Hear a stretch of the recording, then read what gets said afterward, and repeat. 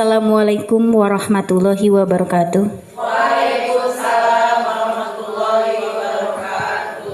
Terima kasih kepada guru-guru SDN Sukaharja II yang hari ini sudah menyempatkan waktu untuk hadir dalam acara sosialisasi modul 1.4 budaya positif.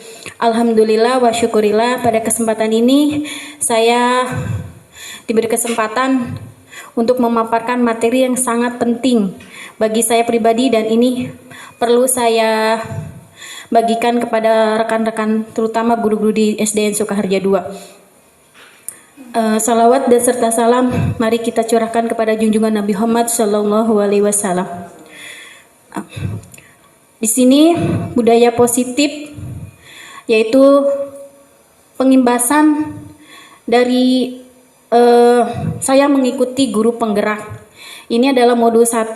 Modul 1 mungkin kalau di kurikulum itu namanya sub 1.4 ya Bu. Ini adalah budaya positif yang memang harus saya bagikan kepada rekan-rekan semuanya di sini dan sangat penting sekali. Mungkin kata budaya positif itu ada yang mungkin asa aneh ataupun memang saya tahu.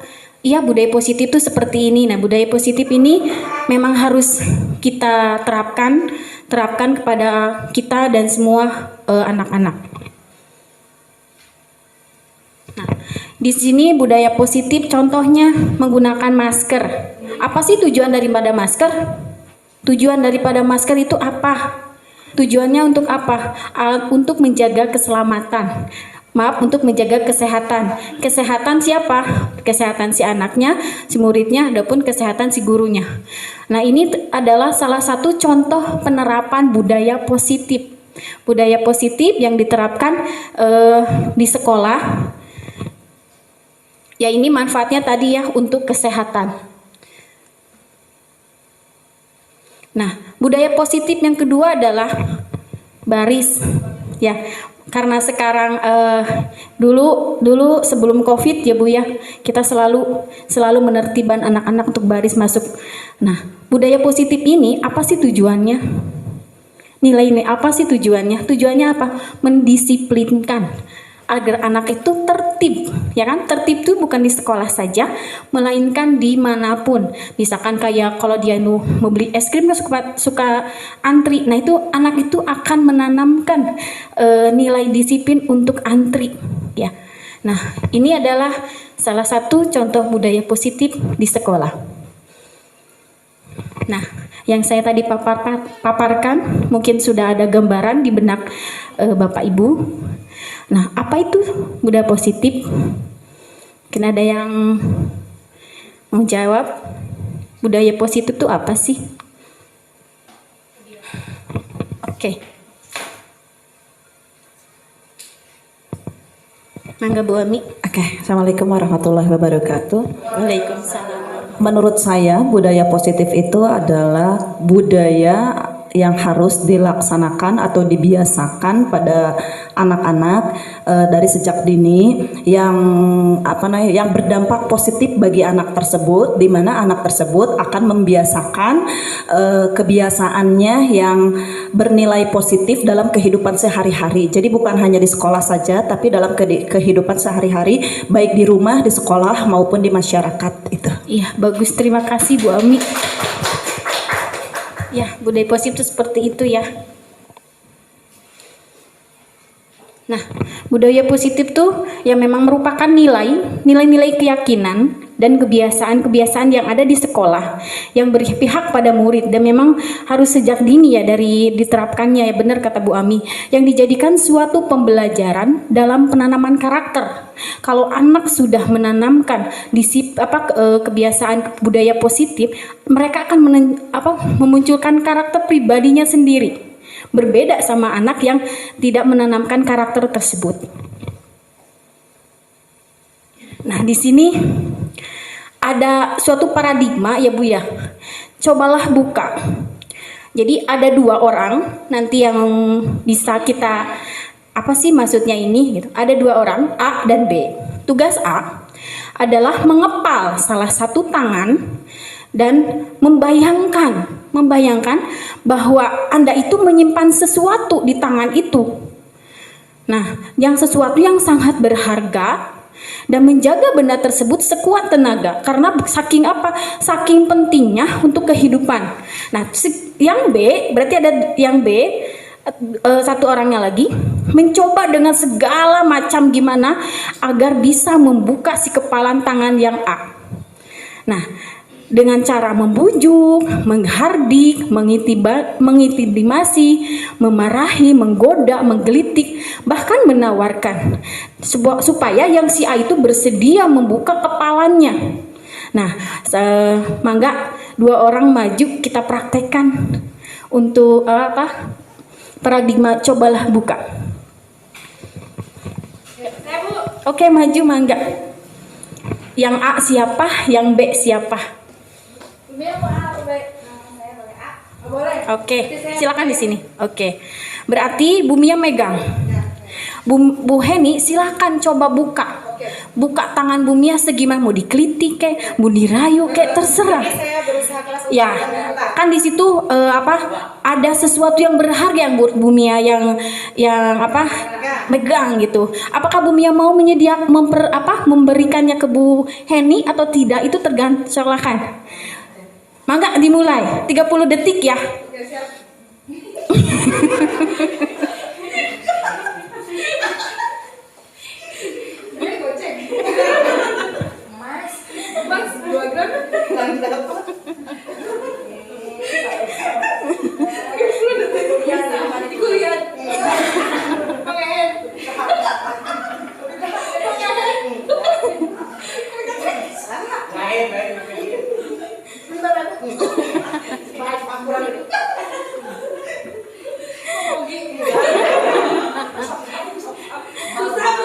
Ya udah, stop Bu Mia. Sekarang giliran Bu Heni yang jadi posisi A, yang membayangkan punya sesuatu yang berharga. Sekarang Bu Mia, silakan. Yang B, jadi petugas yang B-nya. Silakan, mangga.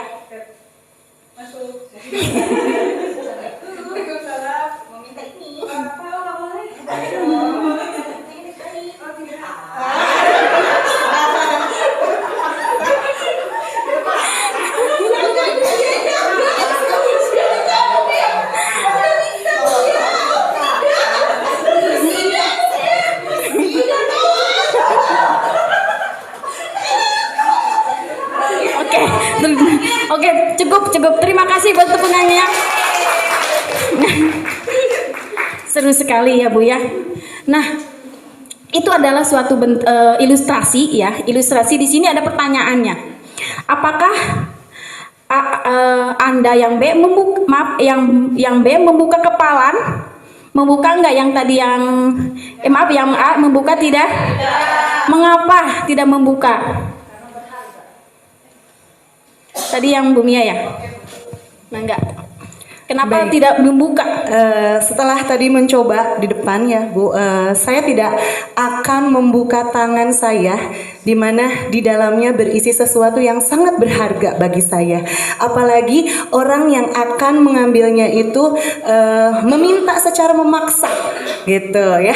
Tidak ada izin dari saya tentunya untuk membuka. Tentu saja saya tetap akan menutup tangan saya sekuat mungkin untuk melindungi sesuatu yang berharga itu. Terkecuali orang itu mungkin memintanya berbaik dengan dengan hati yang baik gitu, dengan tidak ada maksud yang jahat, mungkin saya akan memberikan sebagian kecil ya Bu, sebagian kecil aja, tidak semua saya berikan.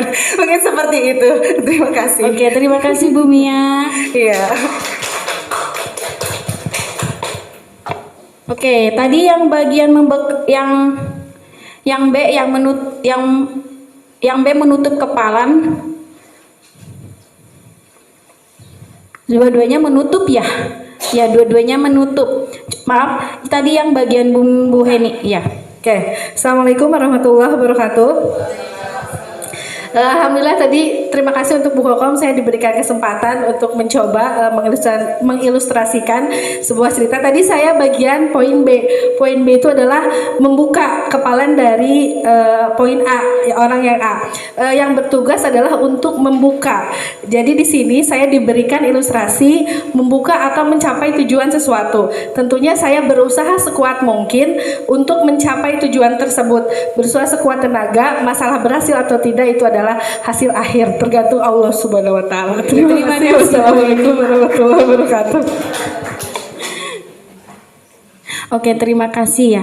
Nah, di sini dalam kegiatan ini ternyata sesungguhnya siapa yang memegang kendali yang kontrol tuh? Apakah yang si A bagian memegang? Apakah yang si B, Bu? Oke, yang si A, iya betul. Dari ilustrasi yang itu ternyata kalau kita mempunyai satu prinsip, ya, mempunyai satu prinsip, itu pegang itu kayak sesuatu prinsip kita atau pemikiran kita. Kalau ada kita meyakini benar-benar orang segimian apapun, kalau kita meyakini tidak akan mudah tergoda kan?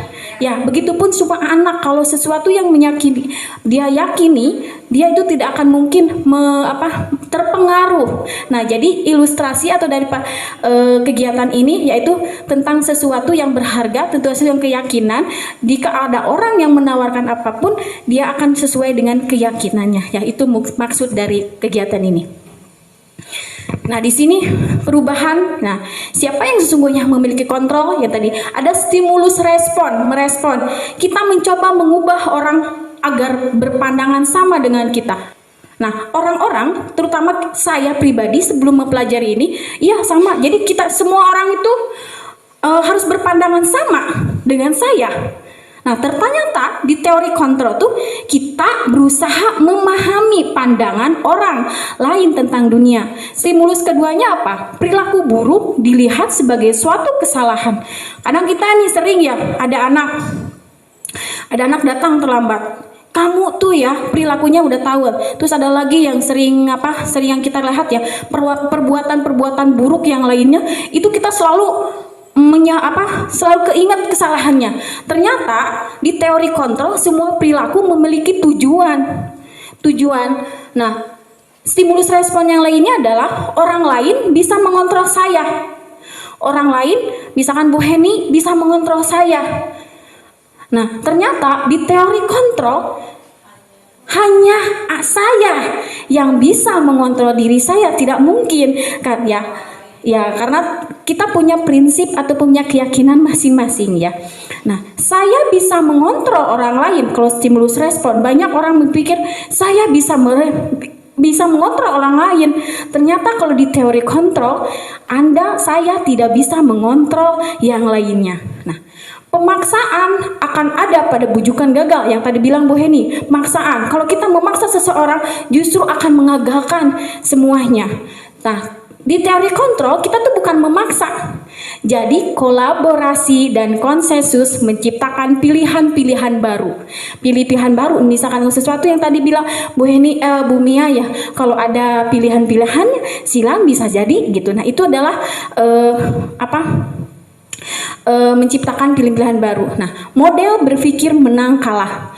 Kadang kita suka berpikir misalkan model berpikir kita, saya nih model berpikir tentang menghadapi anak yang nakal, yang suka melakukan kesalahan seperti ini. Nah, terus model berpikirnya Bu Siti misalkan dengan seperti ini. Nah, ternyata yang Bu Siti itu lebih benar itu yang Bu Siti itu di teori kontrol tidak.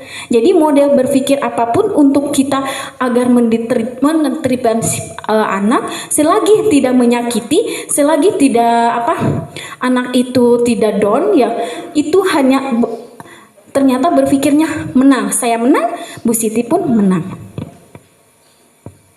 Nah, di sini ada teori kontrol oleh Dr. William Glasser. Dr. William Glasser itu seorang tokoh ya ahli teori kontrol. Dia itu meluruskan beberapa miskonsepsi. Miskonsepsi itu adalah pemikiran yang keliru. Keliru ya, pemikiran keliru tentang kontrol. Di sini satu ilusi guru mengontrol murid. Jadi berpandangan banyak guru ataupun yang lainnya, mungkin orang tua murid juga, bahwa guru itu yang mengontrol murid loh semuanya. Ternyata pada dasarnya kita itu tidak bisa mengontrol si anak itu semua. Ya, jadi kenapa? Ya mereka itu punya setiap tujuannya itu, setiap di teori kontrol bahwa semua perilaku memiliki tujuannya. Bahkan terhadap perilaku yang tidak disukai.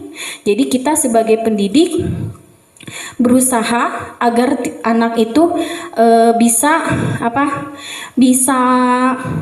mandiri dan bisa menciptakan, dan kita selain bisa anak pun bisa menentukan kontrol diri sendiri. Kalaupun misalkan guru yang mengontrol murid, yang pasti si murid pun pasti akan bergantung terus. Dia itu tidak bisa mandiri. Nah, seperti itu. Nah, teori kedua, Dr. William itu meluruskan bahwa ini semua penguatan positif, efektif, dan bermanfaat. Memang kita selalu berpikir ada penguatan itu ternyata bermanfaat. Kita berpikirnya bermanfaat banget. Ternyata menurut teori kontrol bahwa bujukan atau penguatan positif atau bujukan itu merupakan bentuk-bentuk kontrol hanya dalam jangka waktu tertentu. Nah, dalam jangka waktunya ini anak itu bisa kembali lagi ke sifat asalnya. Contoh, anak suka pendiam nih, ayo maju. Nah, atau sama guru dikasih penguatan, kamu bisa kok, kamu bisa. Anak yang pendiam biasa agak susah ya Bu ya, agak susah tuh. Silakan maju, ayo. Dia sama kita dikasih penguatan, kamu hebat atau apa? Oke, di pelajaran selanjutnya si gurunya itu nggak mengasih penguatan, apakah dia akan maju? Tidak kan? Nah, ini penguatan. Contohnya lagi kalau mengikuti perlombaan yang kita suka kan, anak itu susah banget untuk mengikuti. Kita kasih penguatan, kasih apapun. Nah, mau, tapi di saat ada perlombaan lain apapun, dia kadang tidak mau kan Bu ya kalau tidak gurunya. Nah, itu jadi semua penguatan positif itu efektif dan bermanfaat hanya dalam jangka waktu tertentu. Untuk selanjutnya itu ternyata anak itu harus terus bergantung pada ada motivasi eksternal. Nah, ilusi yang ketiga bahwa kritik dan membuat orang merasa bersalah dapat menguatkan karakter. Nah, kadang sering berpikir anak itu supaya bisa berubah dengan kritik dan merasa bersalah. Seperti ibu kecewa sama kamu, otomatis anak itu ngerasa bersalah kan? Pasti dengan omongan seperti itu, anak tuh mau berusaha kan? Ibu kecewa, udah ibu kasih kesempatan, tapi kamu selalu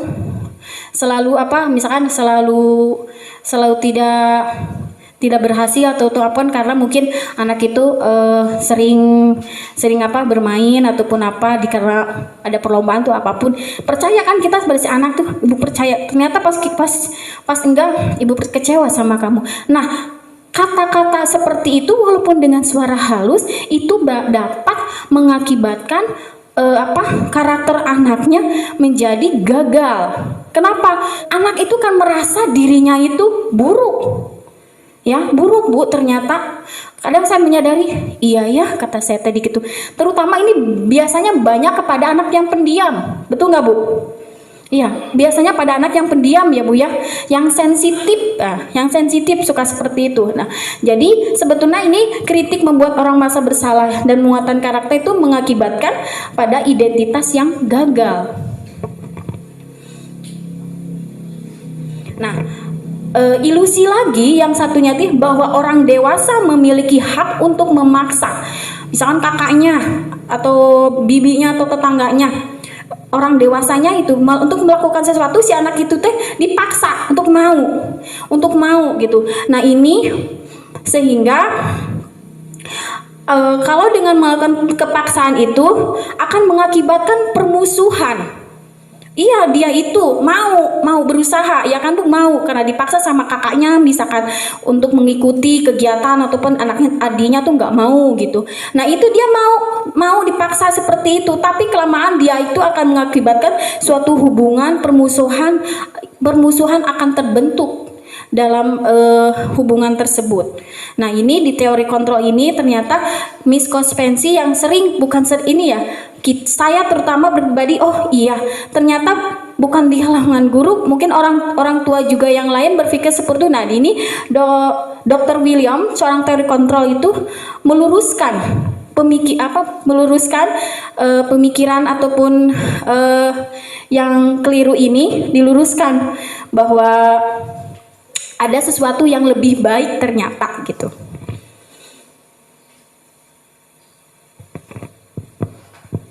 Nah, di sini ada makna disiplin. Makna kata disiplin itu dimaknai menjadi sesuatu yang dilakukan seseorang pada orang lain untuk mendapatkan kepatuhan. Nah, untuk kita cenderung menghubungkan kata disiplin dengan ketidaknyamanan. Nah, di sini ada Bapak Ki Hajar Dewantara menyatakan bahwa di mana ada kemerdekaan, disitulah harus ada disiplin yang kuat. Disiplin yang kuat. Jadi sesungguhnya disiplin itu bersifat self discipline, yaitu kita sendiri yang mewajibkan kita dengan sekeras-kerasnya. Tetapi itu sama saja jikalau kita tidak cakap melakukan self discipline, wajiblah ada penguasa lain untuk mendisiplinkan kita. Nah, dan peraturan demikian itu harus ada di dalam suasana yang merdeka. Nah, Ki Hajar Dewantara dalam pemikiran, konsepsi, keteladanan, sikap merdeka menyatakan bahwa kemerdekaan atau dalam konteks pendidikan kita saat ini menciptakan murid yang merdeka.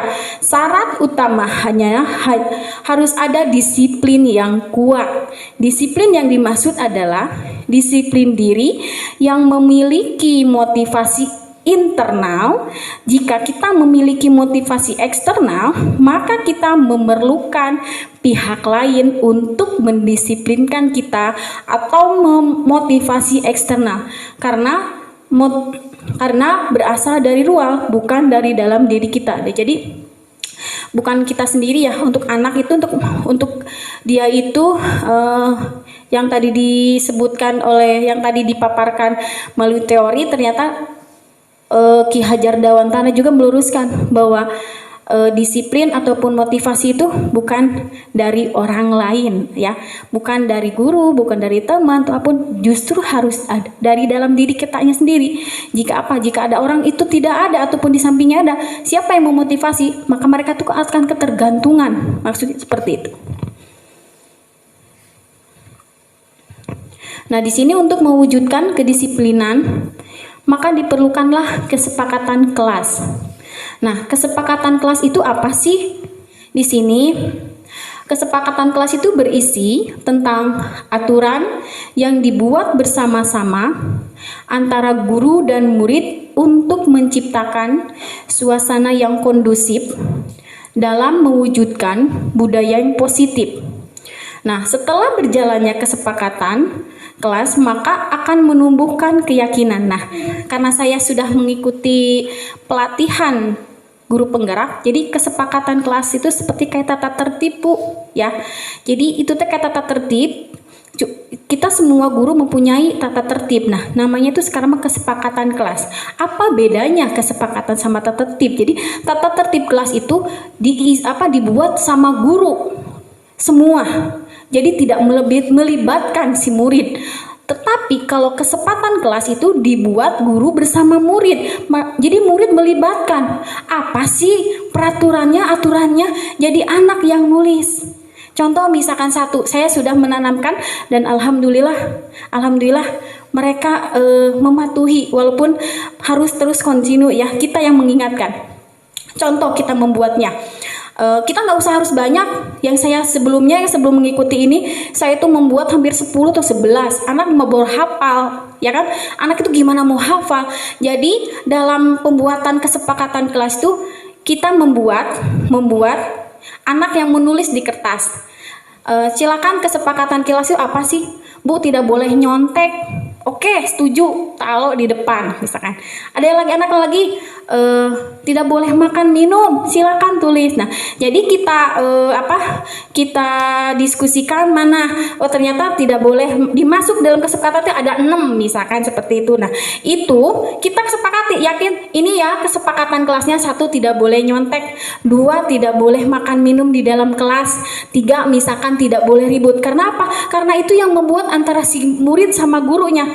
Ya, jadi kerjasama. Kalau sudah seperti itu, gimana? Ya udah kita resmikan. Saya kemarin membuat sama anak dengan di depan menyaksikan kayak ikrar ya Bu ya, kayak ikrar dengan salaman sudah gitu. Besoknya anak pasti lupa Bu. Nah, tugas kita sebelum kita memulai pelajaran, kalian ingat ya kesepakatan kelas kita selalu, guru saya pribadi selalu mengingatkan. Kenapa? Alhamdulillah setelah mengingatkan, saya meminta 1 contoh ya, saya meminta 1 ke anak selama ibu guru tidak ada dalam kelas. Ibu minta kalian tidak keluar kecuali ke toilet. Nah, alhamdulillah saya membuat seperti itu. Setuju apa tidak? Setuju Bu, ya Bu. Oke, katanya tes setuju. Saya minta 1 itu, ternyata alhamdulillah tidak biasanya sebelum saya buat kesepakatan kelas itu, sebelumnya saya buat, anak tuh pada keluar. Karena apa? Saya di keluar itu bukan berarti ngobrol ya Bu ya, karena kita suka ada mengerjakan sesuatu kan, sesuatu di kantor untuk misalkan masalah ADM dan sebagainya. Anak suka seperti itu. Nah, setelah saya membuat seperti itu, sebelum saya memulai materi, saya bilang, ingat kesepakatan kita kelas hari ini. Jadi anak tuh udah ingat apa sih? Makanya saya tuh membuat cuma 6. Sebab apa? Kalau banyak pasti pusing dia itu. Nah, kalau kita udah anak itu udah lihai, boleh kita tambah lagi Bu. Apalagi aturan-aturan, tapi dengan catatan di sini anak yang harus dilibatkan, bukan guru semuanya. Nah, itu namanya kesepakatan kelas ya. Jika kalau sudah kesepakatan kelas berjalan, mereka akan yakin bahwa misalkan tadi ribut, terkadang ribut itu diyakini akan mengganggu orang lain. Mereka yakin akan mengganggu orang lain. Nah, kalau makan misalkan selagi belajar, ternyata apa? Keyakinannya ternyata akan sama juga mengganggu orang lain. Orang lagi belajar, dia makan, suaranya kedengeran kan. Nah, itu jadi setelah kita membuat kesepakatan, ada keyakinan yang di kepala tadi ya Bu ya, jadi ke paradigma itu. Jadi mereka meyakini terus, oh iya yakin. Jadi kita sebagai guru memberikan nilai-nilai universal, sehingga anak itu mempunyai menjadi bisa dan menciptakan budaya positif. Budaya positifnya salah satunya contoh dia bisa menerapkan kesepakatan kelas tersebut. Nah, di sini ada pernyataan pemantik. Apakah Bapak Ibu setuju dengan pernyataan ini? Hukuman dapat mendisiplinkan murid. Setuju apa tidak? Alasannya apa? Kedua, pemberian hukuman dengan hal positif seperti membaca atau membersihkan halaman sekolah dapat meningkatkan disiplin murid. Ini pernyataan Bu ya. Maksudnya apa? sesuai pemahaman ibu ya. Nah, ketiga, memberikan penghargaan dapat meningkatkan motivasi belajar murid. Mangga silakan yang mau tanggapannya. Yang satu tuh bener nggak gitu. Kalau salah apa alasannya, benar tuh apa? Mangga.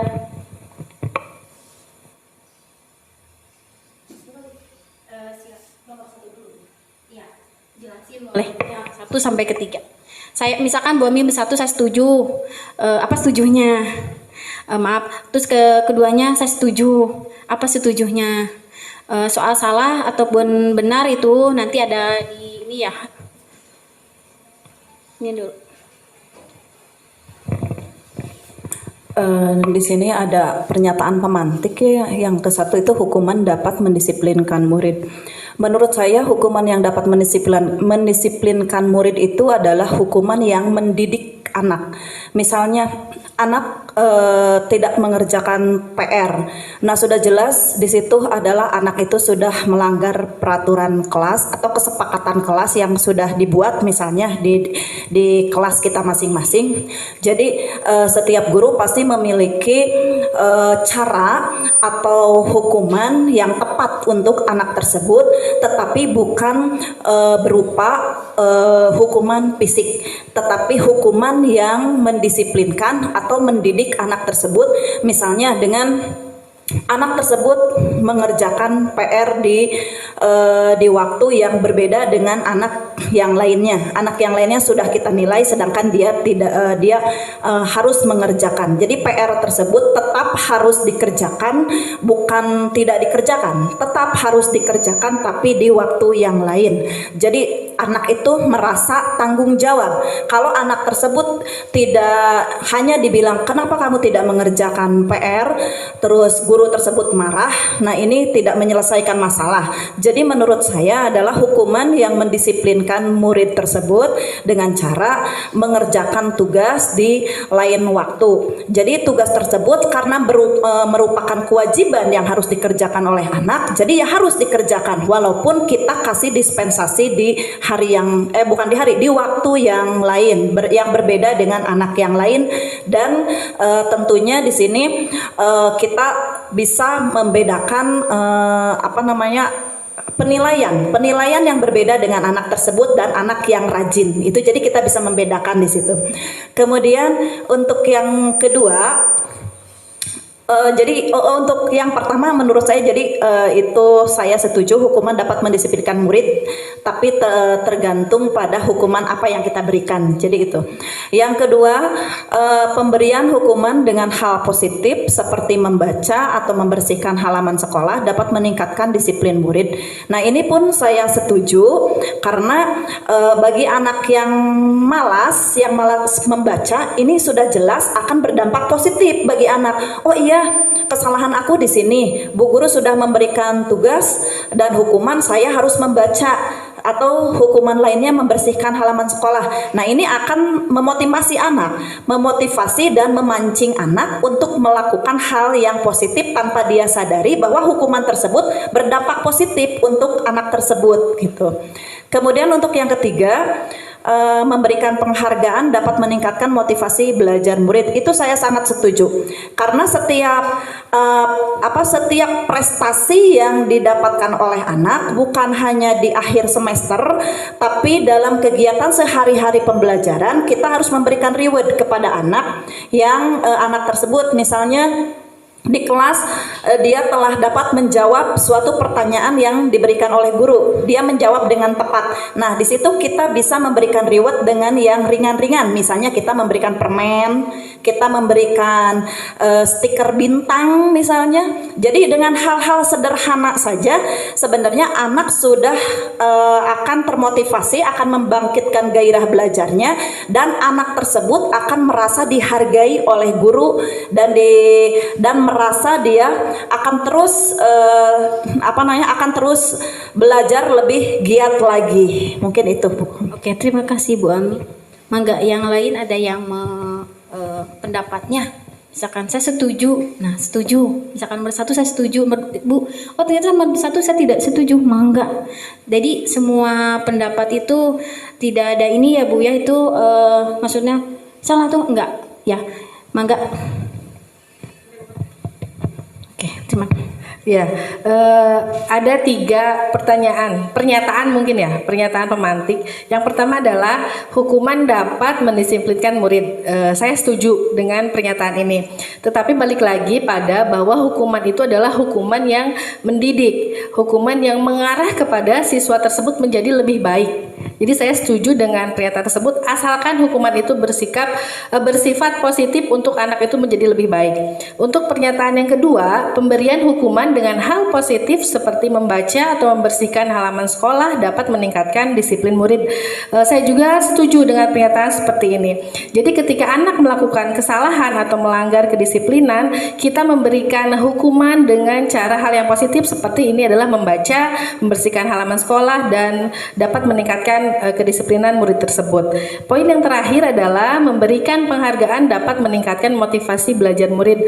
Dengan pernyataan ini saya sangat setuju sekali karena berhubungan dengan poin pertama, hukuman atau punishment terhadap anak, maka harus ada juga penghargaan bagi anak yang disiplin berupa reward. Maka setelah guru melihat anak disiplin, maka harus memberikan penghargaan, baik itu ucapan maupun benda, misalnya bisa permen atau coklat, tapi dengan kata-kata pun pernyataan bangga terhadap murid tersebut itu sudah merupakan reward buat anak tersebut. Terima kasih. Oke, terima kasih Bu Heni. Mangga yang lain yang mau mengungkapkan ininya pendapatnya ada?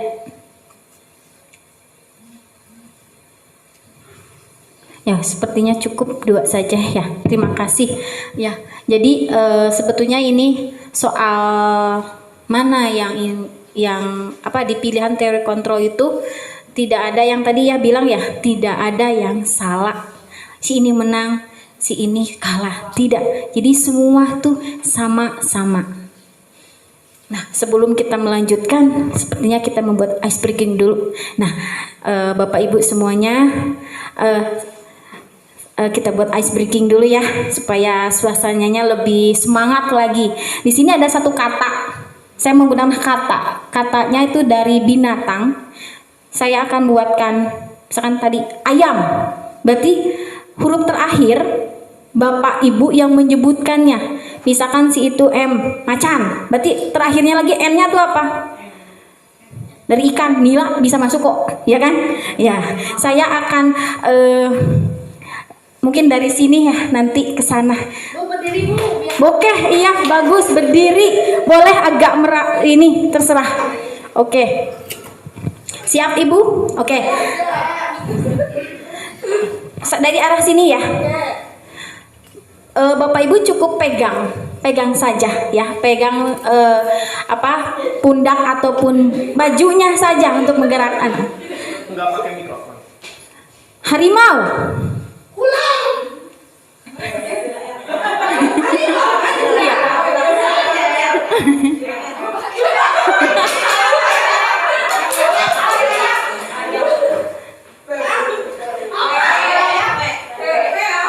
Rayap P.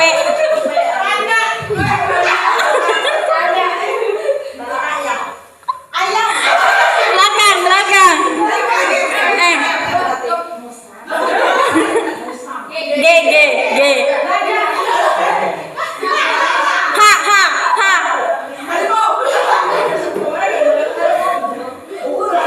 Oke, ya. Oke, terima kasih tepuk tangannya. Bagus, terima kasih Bapak Ibu ya. Kita bisa lebih nggak terlalu tadi lihat supaya suasananya lebih semangat lagi ya. Kita lanjutkan kembali ya Bapak Ibu. Nah, di sini ada teori motivasi. Ada hukuman, penghargaan, restitusi. Ini sama seperti kayak dokter ahli tokoh yang tadi, bahwa di sini ada Diane Goshen. Diane Goshen itu adalah dalam bukunya menyebutkan restructuring school disiplin. Disiplin menyatakan ada 3 motivasi perilaku manusia.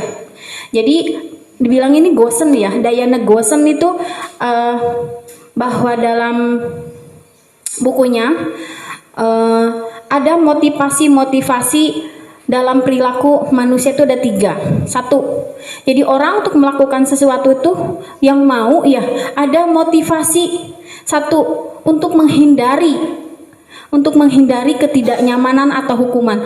Jadi orang untuk melakukan, ya orang anak pun untuk melakukan sesuatu termotivasinya itu karena takut menghindari hukuman, rasa tidak nyaman.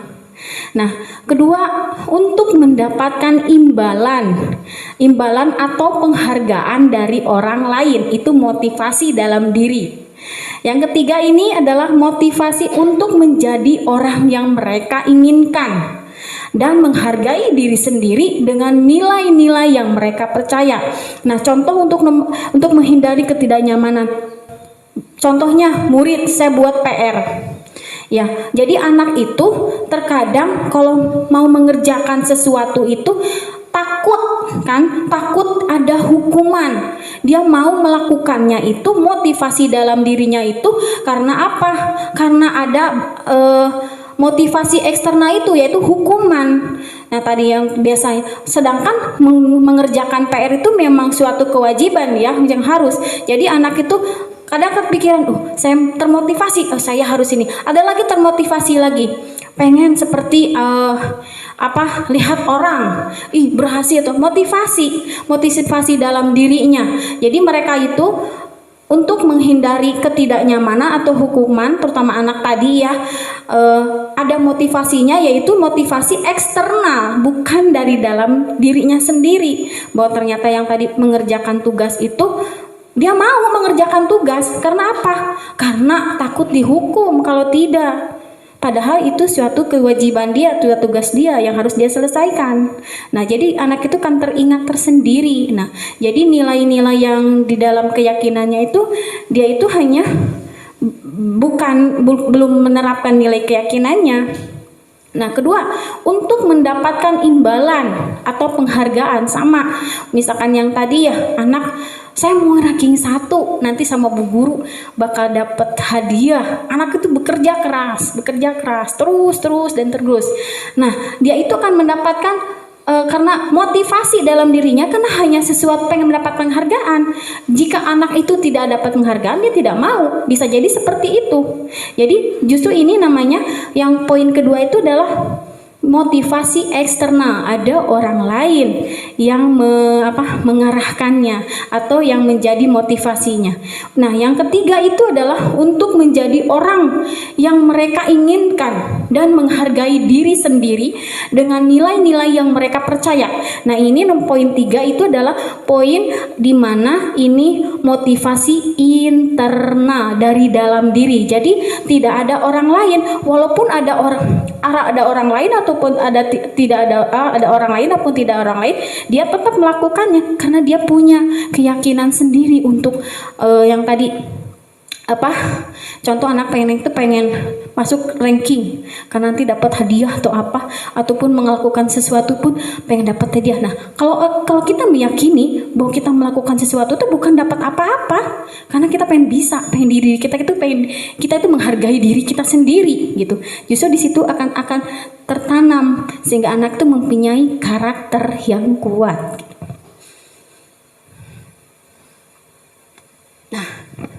Alfie Kohn mengemukakan baik penghargaan maupun hukuman adalah cara-cara mengontrol perilaku seseorang, ternyata menghancurkan potensi untuk pembelajaran yang sesungguhnya. Ini menurut ahli Kohn ya Bu ya, gitu. Jadi dihukum oleh penghargaan. Jadi penghargaan itu ternyata dihukum.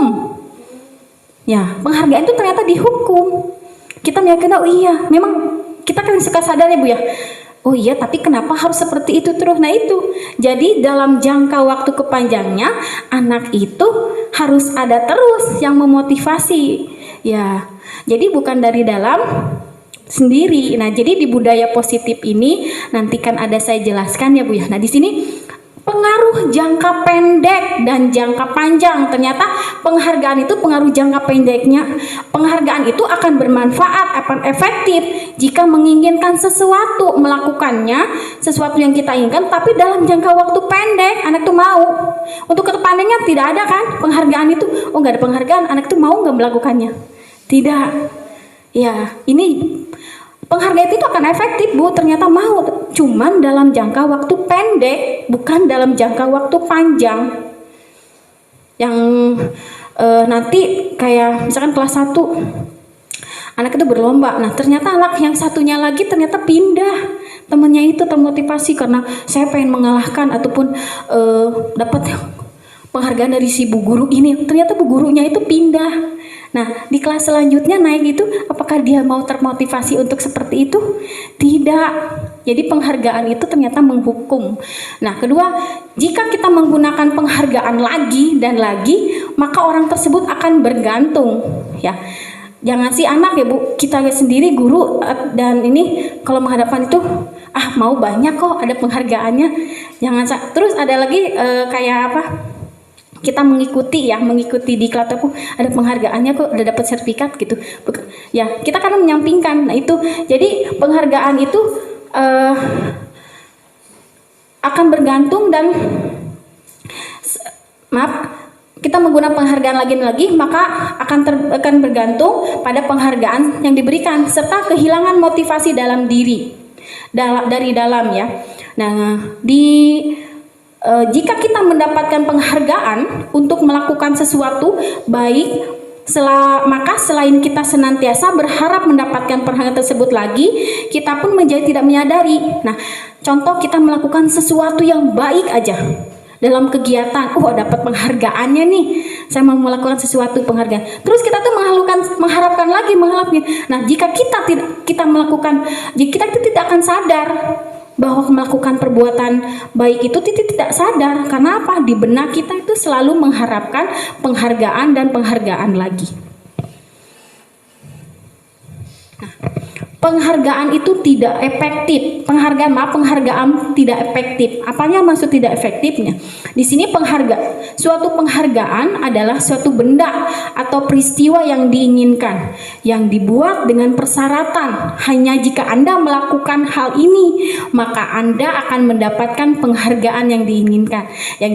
Ya, saya mau melakukan kegiatan ini, mau. Karena apa? Karena ada penghargaan. Kalau tidak penghargaan, saya tidak akan mau. Nah, contohnya seperti itu.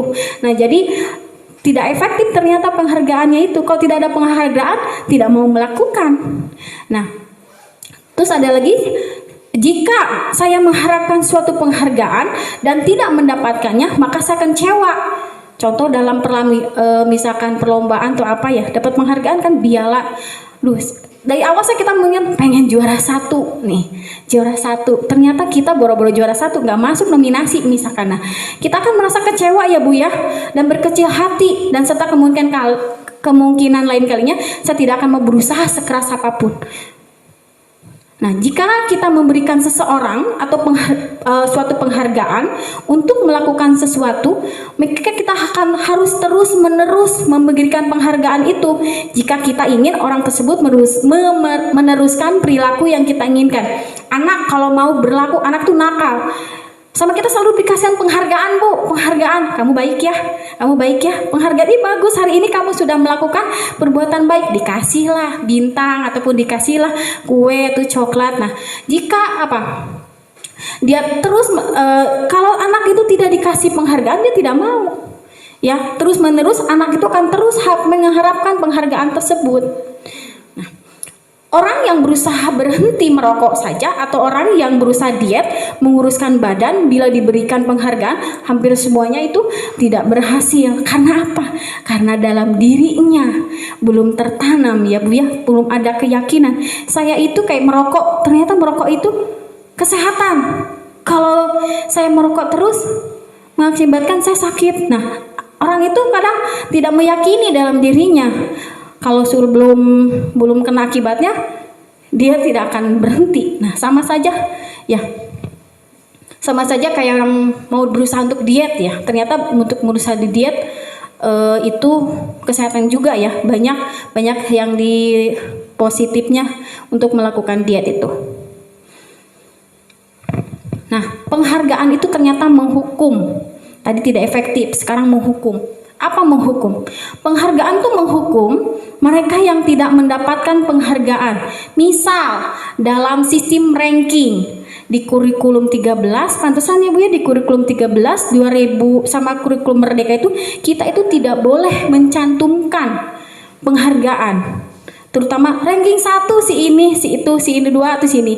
Ternyata itu tidak boleh. Kenapa? Karena yang ranking kedua itu dia aku terpatahkan. Kenapa? Dia sudah bekerja keras. Ternyata pas di hasilnya, ya saya nggak ngeranking 1.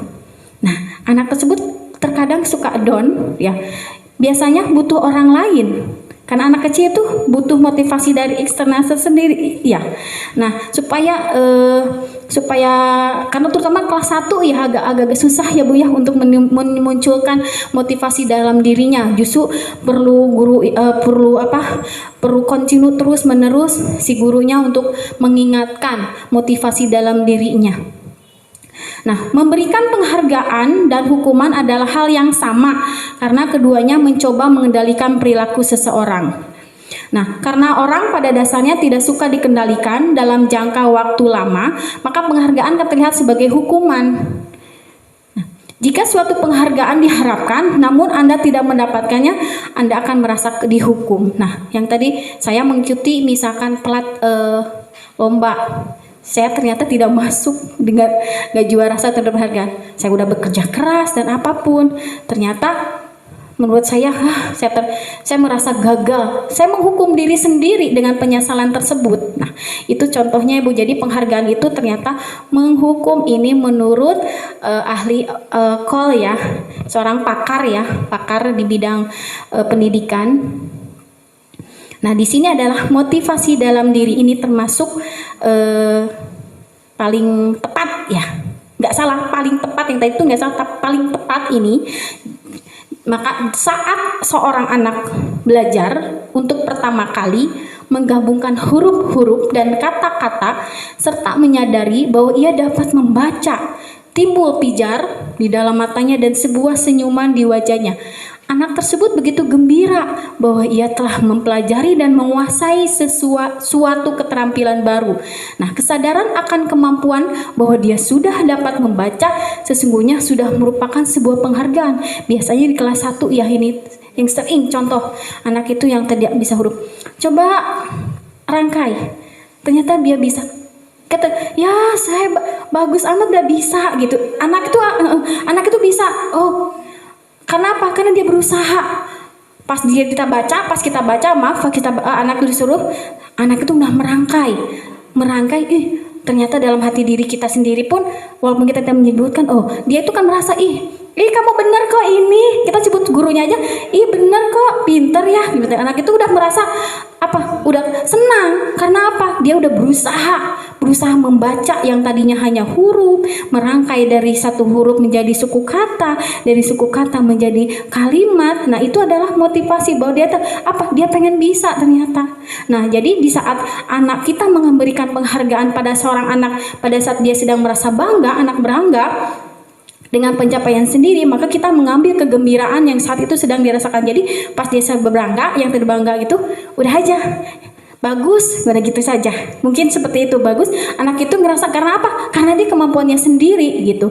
Jadi dia ngerasa bangga bahwa anak yang tadi baru belajar itu tersebut dia udah berusaha merasakan. Kenapa? Karena dalam dirinya tuh pengen bisa. Kenapa? Karena nggak baca tuh nggak bisa gitu. Biasanya di kelas 1 dan kelas 2 ya Bu ya. Nah, ini ada satu pernyataan lagi. Hukuman atau konsekuensi. Ya, hukuman apa konsekuensi ya? Mencatat 100 kali di buku kalimat, saya tidak akan terlambat lagi karena terlambat ke sekolah. Nah, ini hukuman apakah konsekuensi Bapak Ibu? Maka kadang suka agak susah ya Bu membandingkan hukuman dan konsekuensi. Nah, enggak, siapa yang mau nginin? Yang nomor itu kayaknya sanksi atau kayak hukuman ya, misalkan gitu. Enggak, Bu Febri, Bu Heni, yang satu itu hukum apa? Konsekuensi, sanksi atau konsekuensi? Hampir mirip-mirip sebenarnya, ini agak mencatat 100 kali di dalam buku dengan kalimat saya tidak akan terlambat lagi karena terlambat ke sekolah. Berarti itu kayaknya pendapat saya hukuman kayaknya. Oke, mangga yang lain ada yang berbeda mungkin? Iya, nggak masalah Bu ya. Mangga Bu Nani, mungkin kata Bu Nani itu apa ya Bu? Jadi si anak itu disuruh mencatat 100 kali ya kalimat seperti itu. Menurut Ibu itu hukuman. Hukuman, oke, terima kasih. Kalau yang keduanya apa ya Bu ya? Yang duanya lari mengelilingi lapangan basket 2 kali karena terlambat hadir di sekolah. Apa ya? Lari mengelilingi lapangan basket 2 kali karena terlambat hadir di sekolah. Itu hukuman apa sanksi ya? Hukuman atau konsekuensi? Sanksi atau konsekuensi? Untuk lari mengelilingi lapangan basket 2 kali karena terlambat hadir di sekolah itu sanksi atau konsekuensi harus diterima anak ya. Kemungkinan kalau dibilang hukuman kayaknya kalau misalkan dia setiap hari selalu terlambat, dia akan dihukum setiap hari. Tapi kalau misalkan kayaknya ini lebih ke sanksi atau konsekuensi. Oke, terima kasih. Ada lagi ya Bu ya? Masih ada. Kita membuka pemahaman kita ya Bu ya. Kadang agak susah nih antara hukuman sama konsekuensi, membedakan yang mana. Membersihkan coretan yang dibuatnya di meja tulis. Apakah hukuman ataukah sanksi atau konsekuensi? Hah? Mangga. Ini konsekuensi kayaknya Bu. Oke, karena konsekuensi. dia harus mempertanggungjawabkan apa yang sudah dia perbuat. Nah, kalau murid diminta untuk push up 15 kali karena tidak menggunakan masker ke sekolah. Mangga, yang lain mungkin. Push up. Kamu harus kita lagi nih, push up kamu. Nah, apa? Apakah hukuman atau konsekuensi? Apa? Oke, hukuman ya, bagus. Ada lagi, Bu? Menggantikan kertas tugas teman yang telah dicoret-coret. Apa? Oke, berjemur di lapangan basket pukul 12 siang karena mengobrol dengan teman. Oke, bagus Ibu, terima kasih. Nah, di sini pernyataannya. Mencatat 100 kali di dalam buku kalimat saya tidak akan terlambat lagi karena keterlambatan ke sekolah, yaitu kata hukuman. Bingung membedakan. Lari mengelilingi lapangan basket 2 kali karena terlambat hadir sekolah, itu hukuman juga ternyata. Membersihkan coretan yang dibuat di meja tulis adalah konsekuensi. Nah, murid diminta untuk push up 15 kali karena tidak menggunakan masker ke sekolah. Hukuman. Menggantikan kertas tugas teman yang telah dicoret-coret itu ternyata konsekuensi. Berjemur di lapangan basket pukul 12 siang karena mengobrol dengan teman ternyata hukuman. Nah, apa itu perbedaannya di sini? Hukuman itu, perbedaan hukuman dan konsekuensi. Hukuman itu adalah sesuatu yang menyakitkan yang harus terjadi. Contoh seperti ini. Kenapa hukuman? Hukuman itu terjadi tiba-tiba, Bu. Saya lagi saya lagi senam. Ternyata ada anak yang ngobrol yang tadi. Nah, dadakan Bu, ini bersifat dadakan. Tidak ada tercatat dalam kesepakatan. Jadi ini yang namanya hukuman. Kalau konsekuensi itu sesuatu yang harus terjadi. Contohnya kita di dalam kelas yang tadi bilang saya membuat kesepakatan. Ada anak yang misalkan mengobrol, tetap dibuatlah kesepakatannya tidak boleh mengobrol. Kalau mengobrol ataupun yang ngobrol keluar. Misalkan kayak tadi kalau mencoret-coret masuk dalam kesepakatan kelas. Kesepakatan kelas kita itu tidak boleh mencoret-coret ya. Kalau harus mencoret-coret harus membersihkan. Berarti ada sesuatu perjanjian, ada suatu kesepakatan yang telah dibuat. Berarti ini sudah ada persepakatan yang sudah ini ya Bu ya. Jadi sesuatu yang harus memang terjadi karena sebelumnya sudah membuat kesepakatan. Berbeda dengan hukuman. Jadi guru doang yang menyatakannya langsung, yaitu perbedaannya. Nah, kalau hukuman itu membuat anak tuh sakit, baik fisik, push up tadi sakit ya, cara rangkel ya Bu ya. Terus ada lagi psikis, hatinya akan keinget terus. Saya suka ingat waktu mengikuti pramuka di push up, terboga salah Bu saya. Masih sekarang tuh keinget. Nah, apalagi di konsekuensi ternyata membuat anak merasa tidak nyaman dan jangka waktu pendek. Konsekuensi itu berarti kemungkinan anak itu akan menyadari dan mau berubah. Nah, kalau hukuman tadi kan akan di memorinya keinget terus kesalahannya. Si guru itu hukum saya. Nah, anak membenci kedisiplinan kalau hukuman, kalau konsekuensi anak menghargai disiplin. Nah, hukuman itu bersifat paksaan. Tapi kalau konsekuensi adalah stimulus, ada tanggapan. Nah, mendorong anak menyakitkan diri sendiri kalau dihukuman. Kalau konsekuensi mendorong anak agar mudah menyesuaikan diri. Nah, hukuman juga di sini konsep dirinya menjadi buruk. Anak itu bisa jadi kalau ke depannya tuh apa-apa tuh ngehukum gitu. Karena apa? Karena dengan hukum yang tersebut menurut dia ya bisa jadi baik untuk motivasi dia-nya dan sebagainya. Nah, kalau konsekuensi, konsepnya itu konsep dirinya menjadi baik. Nah, hukuman juga anak belajar membunyikan kesalahan. Nah, anak belajar untuk menyembunyikan kesalahan. Kalau kita sering menghukum, Bu si ini, langsung kita emosi Bu, naik darah. Ya udah kamu keluar. Nah, kalau misalkan enggak bu, nah itu suka malibi, dia tuh suka menyembunyikan kesalahan, kadang melemparkan kesalahan. Kenapa? Karena takut. Ya, anak itu menjadi tidak jujur. Nah, kalau di konsekuensi, anak belajar untuk mematuhi peraturan. Anak itu kan patuh. Dia sudah melakukan perjanjian, oh iya patuh. Nah, jika dia ngerasa tidak nyaman, pasti dia akan marah, rasa bersalah, dipermalukan dan merasa tidak dihargai, itu di hukuman. Nah, kalau di konsekuensi, kehilangan anak dibuat kehilangan hak, dibuat tidak nyaman, diasingkan, dan itu untuk sementara. Nah, di sini ada suatu cara namanya restitusi, ya. Kayak hukum restitusi adalah proses menciptakan kondisi bagi murid untuk memperbaiki kesalahan mereka sehingga mereka bisa kembali pada kelompok mereka yang lebih kuat.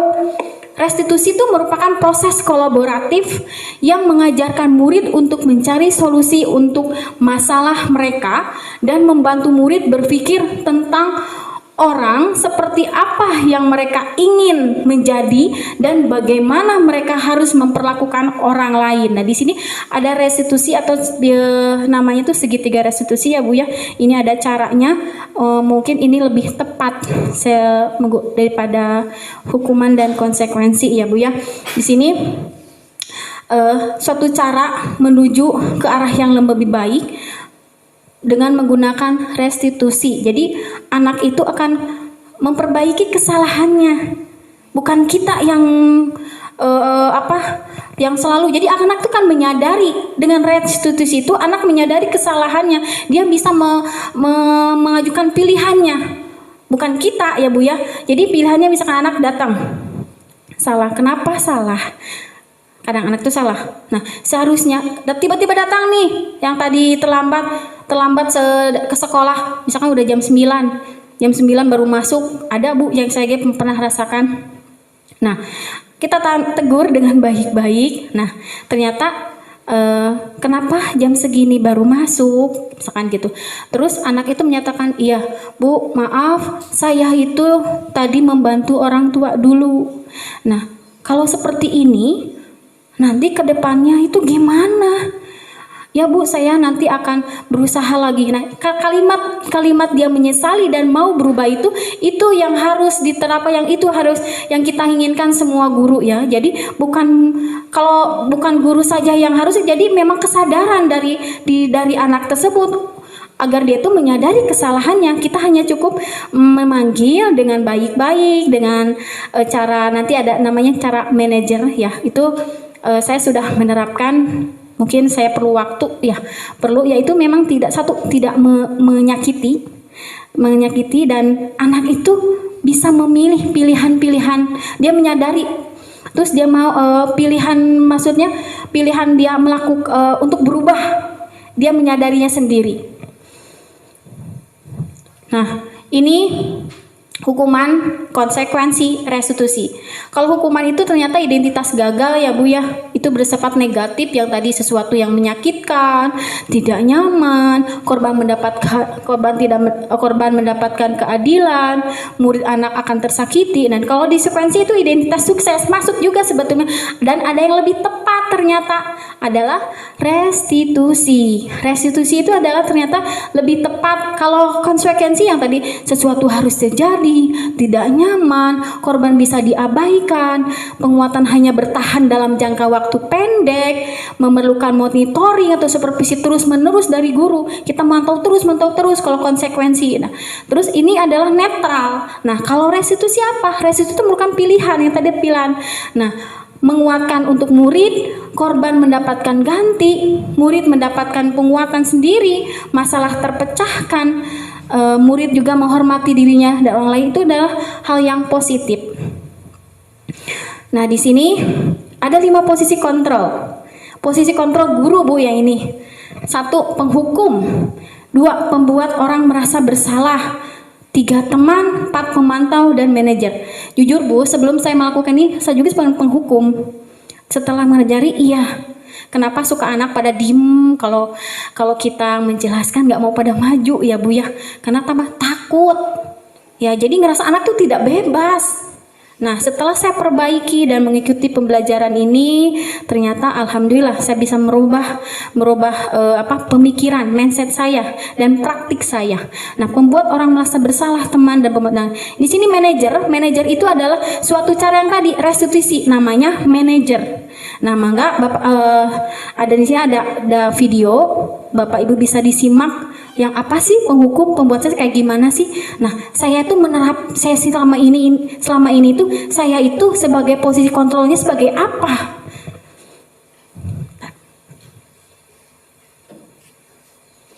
Mangga disimak Bapak Ibu. Ini adalah 5 posisi kontrol. Salam bahagia Ibu dan Bapak guru hebat. Dalam penerapan disiplin positif restitusi, salah satu program yang dikembangkan adalah 5 posisi kontrol. 5 posisi kontrol dalam restitusi adalah proses perjalanan seorang pendidik agar dapat mengenali dirinya. Pada video kali ini, kita akan membahas tentang 5 posisi kontrol yang dikembangkan oleh Diane Goossen dan contoh penerapannya.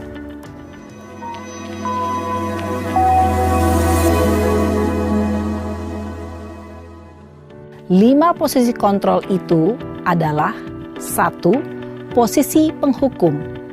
2. Posisi pembuat merasa bersalah. 3. Posisi teman. 4. Posisi pemantau atau monitor. Dan 5. Posisi manajer.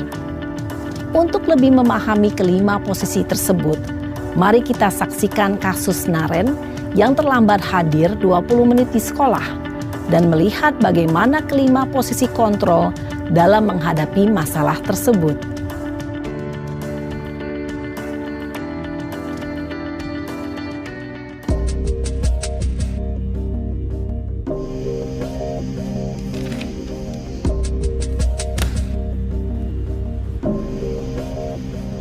Naren!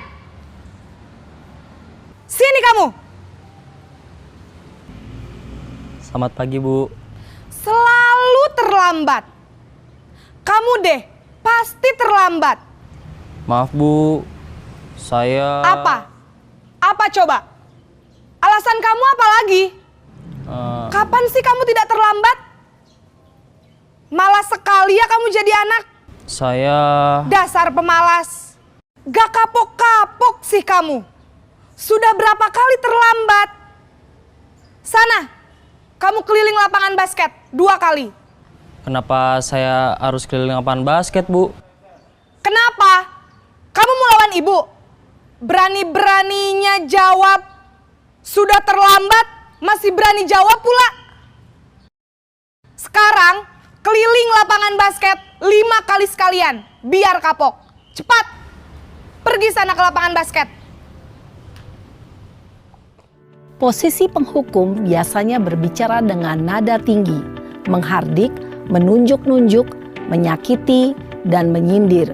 Hukuman bisa berupa fisik maupun psikis. Ibu dan bapak guru hebat.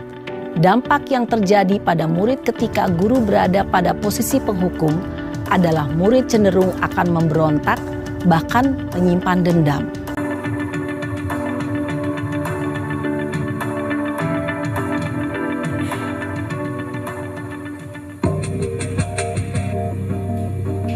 Nah, ini pembuat orang merasa bersalah ya Bu ya. Bisa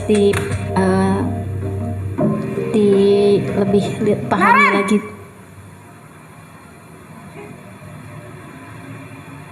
Selamat pagi, Bu. Naren, kamu kenapa terlambat lagi, Nak? Ya Tuhan, Naren. Kamu senang ya bikin ibu susah ya? Kalau kamu terlambat lagi, nanti ibu yang ditegur bapak kepala sekolah, Nak. Disangka ibu tidak bisa membina kamu. Duh, gimana ini? Maaf, Bu. Duh, Gusti Naren. Kamu suka ya kalau ibu ditegur bapak kepala sekolah? Terus, sekarang ibu harus tulis apa ini di buku absen? Ini kamu sudah sering terlambat loh. Ibu harus apa coba? Maaf, Bu. Maaf sekali. Ya sudah, lain kali jangan bikin ibu susah lagi ya, Nak ya. Ibu tidak akan kuat lagi kalau kamu begini terus. Bisa jantungan kalau ibu ditegur bapak kepala sekolah. Sana cepat ke kelas. Maaf ya, Bu. Maaf sekali. Posisi pembuat rasa bersalah berbicara dengan nada tenang, cenderung lembut. Namun kata-kata yang diutarakan membuat murid merasa menjadi orang yang gagal. Memandang buruk dirinya sendiri, merasa tidak berharga, dan tidak sanggup membahagiakan orang lain. Ketika guru mengambil posisi pembuat rasa bersalah, murid akan menganggap dirinya yang bersalah dan ia akan menyimpan emosi negatif tersebut di dalam dirinya.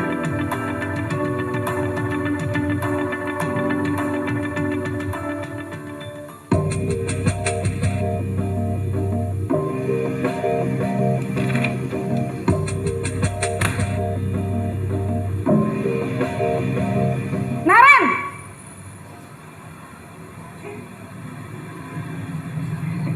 Selamat pagi, Bu. Wah, sudah jam berapa ini, Nak? Terlambat lagi ya saya. Berbeda nadanya. Iya, Bu. Habis ibu saya lupa bangunkan saya, Bu. Kamu malah menyalahkan ibu kamu. Kamu bukannya anak yang larinya paling kencang. Kok terlambat sih? Iya, Bu. Saya memang terlambat bangun tadi. Jadi, biarpun saya lari kencang, tetap gak kekejar, Bu. Ya sudah sana. Nanti lain kali larinya lebih kenceng lagi ya. Biar gak terlambat lagi. Bikin seneng ibu. Demi ibu. Bisa kan? Bisa lah, Bu. Ya sudah sana masuk kelas. Ibu beresin urusan absen kamu. Kamu ini ada-ada saja. Dalam posisi teman, guru berbicara dengan nada suara ramah, akrab, cenderung bersenda gurau untuk menjaga suasana tetap santai. Murid akan merasa senang, aman, dan akrab dengan guru. Identitas yang tercipta adalah identitas sukses atau berhasil. Namun, perlu diingat, karena ini masih dorongan eksternal, maka ada faktor ketergantungan dari murid kepada orang tertentu. Di sini guru absennya, sehingga di lain waktu murid bisa berperilaku baik, namun hanya kepada orang-orang tertentu saja.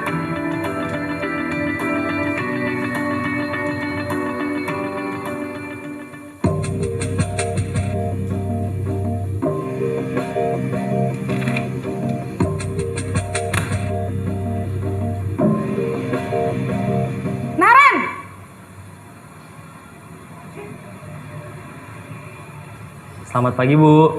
Naren, apa peraturan sekolah kita tentang jam berapa kita harus masuk sekolah, nak? Kita harus di sekolah jam 7, Bu. Iya, betul. Sekarang sudah jam 7.20. Naren sudah tahu konsekuensinya jika terlambat hadir. Paham, Bu.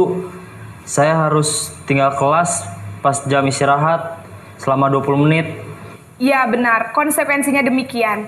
Jadi nanti jam 9.30 pas istirahat, kamu harus tinggal di kelas, kerjakan tugas tambahan untuk ketertinggalan kamu, ya? Baik, Bu. Posisi pemantau mengandalkan penghitungan atau data untuk mengontrol murid. Guru mengarahkan murid berdasarkan peraturan dan konsekuensi. Seorang pemantau menunjukkan bahasa tubuh dan ekspresi wajah yang datar dan cenderung formal.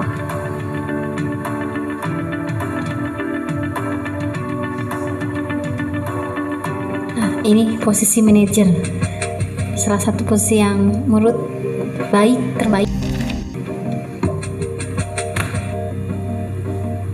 yang dianjurkan sebenarnya Bu yang posisi manajer.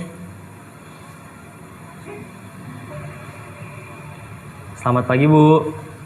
Selamat pagi, Naren. Maaf, Bu. Saya terlambat. Iya, sekolah masuknya jam 7, sekarang sudah jam 7.20. Jadi sekarang bagaimana ini, Naren? Maaf, Bu. Saya lupa setel alarm saya semalam. Baiklah, menurut kamu, keyakinan sekolah yang mana yang perlu kamu tingkatkan? Menghargai diri sendiri dan orang lain mungkin ya, Bu. Setuju. Jadi, apakah Naren meyakini prinsip saling menghormati tersebut? Iya, Bu. Saya meyakininya. Apakah Naren bersedia memperbaiki masalah keterlambatan ini? Bersedia, Bu. Bagaimana kamu akan perbaiki masalah keterlambatan ini? Saya akan coba untuk tidak lupa menyetel alarm saya, Bu. Baik, kalau Naren lupa menyetel alarm di rumah, ada orang yang kira-kira bisa bantu mengingatkan tidak? Ada, Bu. Kakak saya, Kak Ema. Ada lagi selain Kak Ema? Selain Kak Ema, ada ibu saya. Baik, jadi yang mengingatkan Naren adalah Kak Ema dan ibu kamu ya? Kira-kira akan mulai setel alarm kapan nih, Naren? Setelah pulang sekolah, akan segera saya lakukan. Baik, jadi Naren akan setel alarm untuk bangun besok pagi dan akan diingatkan oleh kakak dan ibunda Naren ya. Ada lagi yang mungkin perlu dilakukan, Naren? Agar tidak terlambat bangun lagi. Tidak ada, Bu. Baik, Naren. Terima kasih untuk kerjasama kamu. Sekarang kamu perlu kembali ke kelas untuk belajar. Baik, Bu. Terima kasih. Posisi manajer adalah posisi kontrol yang disarankan untuk membimbing murid memiliki sikap disiplin yang positif, yaitu murid yang mandiri, bertanggung jawab, dan dapat memecahkan masalah. Tujuan dari posisi ini adalah agar murid dapat berefleksi atas tindakannya. Guru akan dengan tulus memberikan pertanyaan-pertanyaan bermakna, sehingga membuat murid dapat belajar dari kesalahannya dan mencari sebuah solusi untuk menyelesaikannya. Ibu dan Bapak guru hebat, setelah mengamati Mungkin dari 5 posisi kontrol yang tadi sudah dipaparkan oleh video, posisi kontrol apa sih yang Bapak Ibu sudah lakukan? Ya, yang saya sebelumnya sebetulnya sering melakukan posisi sebagai penghukum. Nah, itu kan manajerial yang lebih tepatnya lagi. Iya, saya lagi proses. Jadi selama ini saya sudah melakukan yang saya penghukum, sebagai merasa orang bersalah, saya melakukan posisi kontrol. Nah, saya pengen tahu Bapak Ibu ini melakukan posisi kontrolnya sebagai apa? Mangga. Posisi kontrolnya sebagai apa?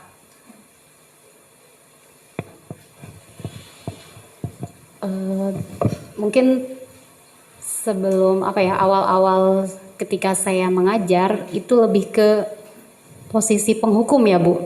Ya. Tapi dengan berjalannya waktu posisi penghukum itu menjadi seperti saya seperti sadar diri sendiri, oh ke anak itu harus seperti ini karena setiap anak itu karakternya berbeda. Kalau kita misalkan menghukum anak dengan hukuman yang sama, ya mungkin tidak akan semua anak dapat menerima hukuman itu. Ya. Oh ya, jadi Bu Dewi sebelumnya itu sebagai posisi kontrol penghukum. Betul. Tapi semakin kesini, ya betul ya, semakin kesini kitanya yang berpikir sendiri ya bahwa tidak mungkin anak selalu diarahkan untuk seperti ini, yang seperti yang kita ingin, gitu ya Bu ya. Mungkin untuk sekarang saya lebih ke cenderung ke manajer mungkin Bu ya, karena pendekatan ke anak itu perlu ya dengan perubahan kurikulum juga kan menentukan ya seperti itu mungkin Bu. Oke, terima kasih Bu Dewi ya. Jadi hampir semua yang mungkin ya Bapak Ibu semua. Jadi ada yang masih penghukum Bu, ada mungkin orang itu belum ada pembekalan materi ataupun belum ada pencerahan dari yang lain. Nah, di sini apa sih yang saya bilang? Yang tadi manajer. Yang manajer itu adalah salah satu proses segitiga restitusi ya. Jadi posisi kontrol manajer itu ya posisi kontrol yang memang diharapkan di dunia pendidikan yang itu tepat sekali sehingga tidak mengganggu psikis mereka ya. Mereka itu bisa mandiri sendiri. Nah, di sini ada seperti apa sih ya? Di sini ada video lagi posisi manajer. Mangga kita simak posisi manajer.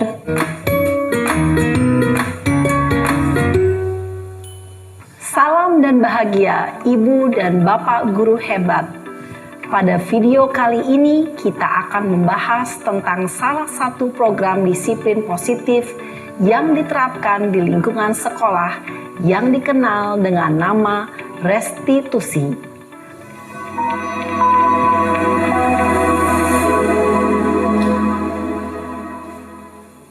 Restitusi dikembangkan oleh pakar pendidikan Diane Gosson, berlandaskan pada teori kontrol Dr. William Glasser.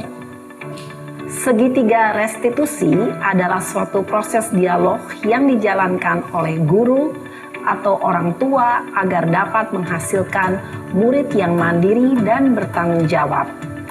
Pada saat guru di posisi manajer, aspek yang dikembangkan pada murid adalah motivasi intrinsik, sehingga penanaman nilai-nilai kebajikan dapat tumbuh dan berkembang menjadi suatu kebiasaan positif yang akhirnya membentuk karakter murid. Proses dialog ini terdiri dari 3 langkah yang digambarkan pada ketiga sisi pada segitiga restitusi. Sisi pertama adalah menstabilkan identitas. Sisi yang kedua adalah validasi tindakan yang salah. Dan sisi yang ketiga adalah menanyakan keyakinan. Ibu dan Bapak guru, berikut ini akan ditunjukkan bagaimana seorang guru berada dalam posisi manajer menggunakan penerapan segitiga restitusi.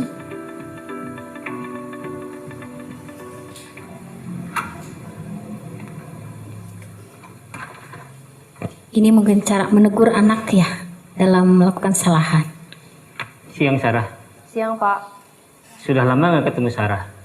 Kenapa hari ini ada di sini? Kesel, Pak. Kesel banget. Masa aku dikatain tukang fitnah, Pak? Ya aku marah lah. Aku balik ngatain Eka di depan kelas. Kesel banget. Oh begitu. Ya pasti kamu marah dan kesal. Bapak juga akan marah apabila ada yang menuduh Bapak seperti itu. Kemudian pada saat itu kamu mau melakukan apa? Ya saya langsung ngatain Eka lah, Pak. Kesel banget. Saya bentak-bentak dia depan teman-teman lain. Oh begitu. Pasti kamu melakukan seperti itu karena suatu alasan tertentu bukan? Iyalah, masa saya diam saja, Pak? Ya saya bela diri lah. Masa saya dituduh tukang fitnah? Ya wajar lah. Mempertahankan harga diri itu sesuatu yang penting buat kamu. Untung kamu tidak bertindak lebih gegabah lagi. Hanya membentak-bentak. Iya, Pak. Untung saya masih bersabar dan hanya membentak saja. Sudah gemes padahal. Saya pasti bela diri lah. Ya pasti ya. Tapi kamu memilih untuk tetap bertahan dan bersabar. Kamu memilih untuk tidak berbuat lebih parah lagi bukan? Iya. Nah, sekarang coba kita lihat lagi. Tindakan kamu yang bentak-bentak Eka di kelas. Tindakan kamu itu kira-kira sesuai dengan keyakinan kelas atau prinsip kamu tidak? Enggak lah Pak, capek Pak jadi pemarah. Jadi keyakinan atau prinsip mana yang kurang sesuai dengan keinginan kamu? Ya, saya sebenarnya sangat menghargai orang lain. Mungkin saat itu saya menjadi emosi, jadi tidak menunjukkan sikap itu. Kamu meyakini tidak? Menghargai orang lain itu penting buat kamu. Yakinlah Pak. Iya, setuju. Kita harus saling menghargai. Namun, ada juga keyakinan yang kita sepakati yang perlu kita jalankan apabila kita sedang marah, bukan? Ya, saya bisa lebih proaktif, mulai dengan diri sendiri. Saya bisa jadi lebih bersabar, mengambil waktu jeda untuk berpikir mau apa selanjutnya. Kira-kira kamu bersedia memperbaiki masalah ini tidak? Bersedia, Pak. Kalau kamu memperbaiki masalah ini, kamu akan menjadi orang seperti apa? Saya akan menjadi orang yang bertanggung jawab kali ya, Pak. Dan senantiasa proaktif. Iya, menurut kamu bagaimana rasanya menjadi orang seperti itu? Ya nyaman lah, bangga bisa bersabar dan menahan diri. Baiklah kalau begitu. Yuk kita pikirkan bagaimana memperbaiki masalah ini.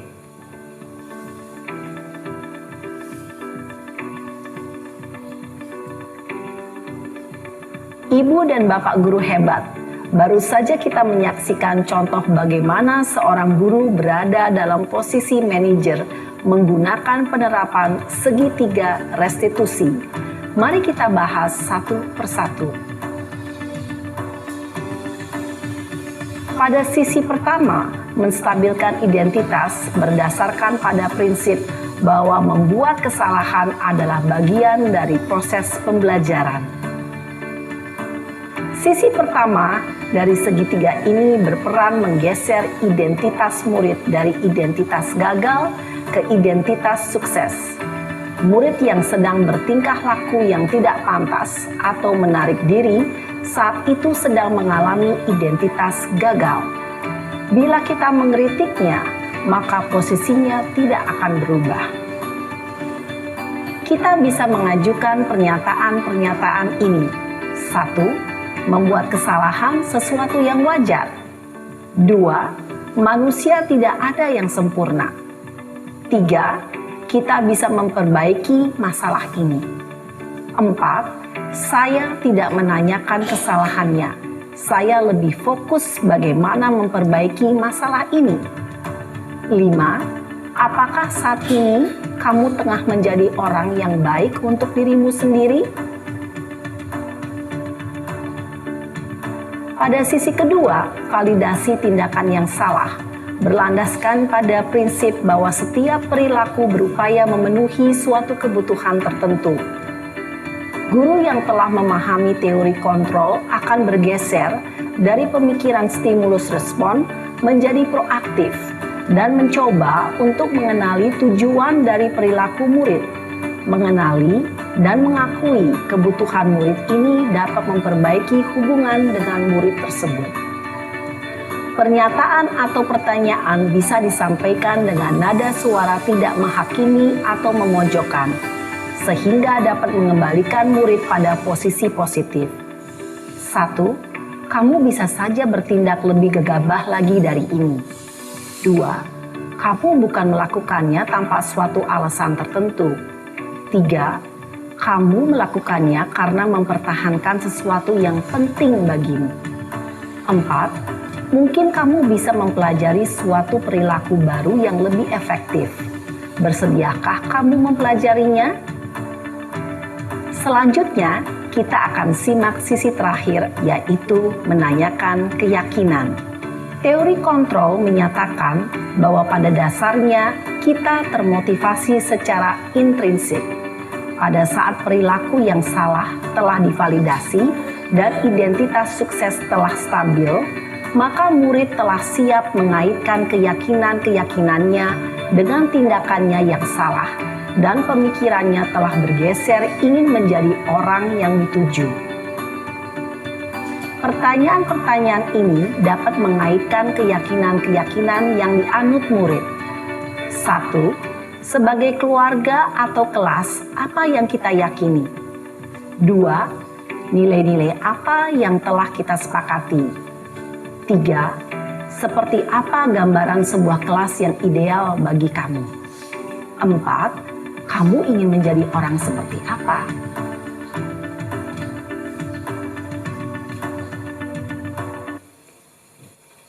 Nah, mungkin dari video tadi kita sudah dibukakan ya, sudah pencerahan kita itu. Seperti itu ya, restitusi itu ada 3 tahap. 1 tahap validasi identitas. Jadi pas ada anaknya salah, kita nggak harus, kamu tuh udah salah, ngapain? Kita dengan nanyakan baik-baik, dengan sehingga kesalahannya itu dia akan menyadari sendiri dengan sendirinya. Oh iya Bu, maaf saya salah. Yang tadi di video itu yang nadanya tinggi sehingga dia bisa merendah, suaranya rendah sehingga dia menyadari. Nah, tahap keduanya ada yang tadi membuat keyakinan ya Bu ya. Jadi setelah kita validasi tindakan, dia menyadari dan guru pun tidak harus mengejudge dari saat itu juga. Jadi kita dengarkan, terus dengan pertanyaan-pertanyaan yang tadi yang sudah dipaparkan di video, kita juga kasih pertanyaan-pertanyaan sehingga anak itu mau sadar kesalahannya itu apa. Nah, di tahap keyakinan kita membuka apa sih keyakinan kita kelasnya itu sehingga dia menyadari, oh sesuatu saya keyakinan kelasnya ternyata ini A, B, ya. Apakah akan berbuat seperti itu sehingga dia menyadari saya tidak akan. Nah, kalaupun dia menyadari menyadari keyakinannya, dia akan tahu tindakannya lagi. Kalau dia seperti itu tuh akan sadar sendiri apa sih tindakan kesalahan saya nanti ke depannya gimana kalau tidak saya berubah. Nah, itu adalah salah satu proses restitusi yang memang dianjurkan oleh di dunia pendidikan ya. Memang bertahap Bu, ini bertahap terus continue. Terutama misalkan yang pemantau, yang sebagai pemantau ataupun sebagai, itu sama aja posisi kontrol ya Bu ya, atau penghukum. Biasanya penghukum bisa berubah dengan cara yang tadi paparan lagi bisa berubah lebih baik. Nah, di sini setelah dari paparan dari pertama sampai terakhir mungkin ada di gambaran ya Bu ya. Setelah video 5 posisi kontrol ataupun penghargaan itu seperti apa, kita berefleksi Bu, apa ya pengalaman saya mengikuti pembelajaran ini berupa apa. Nah, pelajaran yang saya didapat hari ini itu berupa apa? Nah, perasaan saya setelah mengikuti pembelajaran ini dan hal baik yang saya akan lakukan, saya ke depannya mau apa nih? Setelah Bapak Ibu sudah mendapatkan pembekalan dari saya, otomatis ke depannya saya mau jadi apa? Seru nih, saya akan menerapkan nih segitu restitusi seperti ini. Bisa nggak saya menerapkan yang biasanya saya posisi penghukum, misalkan saya mau menerapkan ini, bisa nggak saya? Mangga Bapak Ibu, saya untuk merefleksikan hari ini tentang pembelajaran. Luar biasa refleksi untuk hari ini. Pengalaman saya mengikuti pembelajaran ini berupa membuka pikiran saya terutama mengenai jenis-jenis hukuman bisa terbagi-bagi itu tidak efektif, ternyata ada hal yang lebih baik lagi seperti restitusi. Jadi pembelajaran hari ini berupa pembelajaran yang sangat luar biasa yang saya dapatkan hari ini mengenai pemberian untuk budaya positif kepada anak. Pelajaran yang didapat berupa pengalaman ya Bokom, terutama pengalaman mengikuti hari ini kegiatan membuka saya juga bahwa budaya positif itu perlu dilakukan karena disiplin anak itu lebih efektif ternyata dari dalam diri, dari internal anak-anak sendiri, lebih efektif dibandingkan dengan eksternal. Perasaan yang setelah mengikuti pembelajaran ini dan hal yang baik yang saya lakukan ke depan adalah tentunya memperbaiki proses pembelajaran saya di kelas. Posisi saya di kelas itu sebagai apa? Biasanya mungkin untuk ada di penghukum atau membuat anak merasa bersalah, mungkin bertahap menjadi teman, menjadi pemantau, dan tentunya secara efektif akan menjadi manajer untuk anak-anak di kelas. Itu saja. Terima kasih. Terima kasih Bu Heni atas refleksinya ya. Sama-sama kita berefleksi, membuka pikiran kita. Ya, mungkin ada lagi yang mau merefleksikan hari ini tentang kegiatan. Mungkin Bu Ami sama. Ada lagi yang mau refleksikan? Hari ini mau refleksikan. Ada lagi Bapak Ibu? Cukup. Oke, terima kasih semuanya. Pasti sama ya, hari ini sangat bermanfaat materinya. Dari awal itu penghargaan itu apa, di hukum penghargaan itu apa, dan 5 posisi kontrol itu apa saja, dan kita tahu bahwa di dalam 5 posisi kontrol itu ternyata yang paling tepat adalah posisi manajerial. Dan tadi Bapak Ibu sudah menyaksikan materi yang tentang apa sih restitusi, di situ ada tahap-tahapannya. Jadi kita merefleksikan untuk kedepannya itu, yuk sama-sama kita rubah pola posisi kontrol kita. Kita belajar untuk menerapkan posisi kontrol manager, di mana posisi itu ternyata sangat tepat sekali untuk di dunia pendidikan, untuk menumbuhkan budaya positif. Nah, terima kasih, hari ini sangat bahagia sekali saya memaparkan materi ini, dan hari ini terima kasih untuk Bapak Ibu telah hadir di sosialisasi ini. Semoga materi ini, semoga pemaparan saya ini bermanfaat untuk Bapak Ibu, bisa Bapak Ibu menerapkannya di setiap hari. Saya akhiri, wabillahi taufiq wa hidayah. Wassalamualaikum warahmatullahi wabarakatuh. Terima kasih banyak. Bismillahirrahmanirrahim. Assalamualaikum warahmatullahi wabarakatuh. Saya Nurul Fatimah, Kepala Sekolah SDN Sukaharja 2, sangat mengapresiasi, memotivasi dan mendukung guru saya Ibu Komariah SPD yang saat ini sedang mengikuti pelatihan guru penggerak setelah lulus dari seleksi calon guru penggerak. Besar harapan kami